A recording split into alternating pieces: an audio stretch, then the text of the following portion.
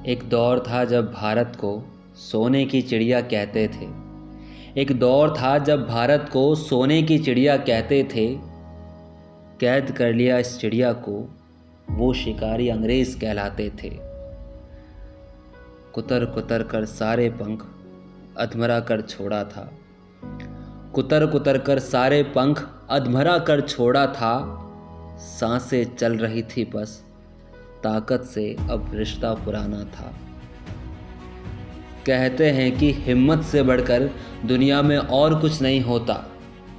कहते हैं कि हिम्मत से बढ़कर दुनिया में और कुछ नहीं होता। कतरा कतरा समेट कर फिर उठ खड़ी हुई वो चिड़िया। बिखर गए थे सारे पंख तो बिन पंखों के उड़ना सीख लिया। बिखर गए थे सारे पंख तो बिन पंखों के उड़ना सीख लिया। परिस्थिति चाहे जैसी भी थी उसने लड़ना सीख लिया। लड़ती रही अंतिम सांस तक और सफलता उसके हाथ लगी। आज़ादी की थी चाह मन में और वो आज़ादी के घर लौट गई। आज उस चिड़िया को हम गर्व से भारत बुलाते हैं।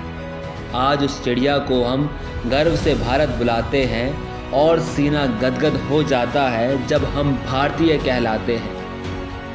आज़ादी का ये पर्व दोस्तों आओ मिलकर मनाते हैं।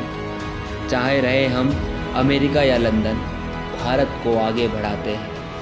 भारत को आगे बढ़ाते हैं।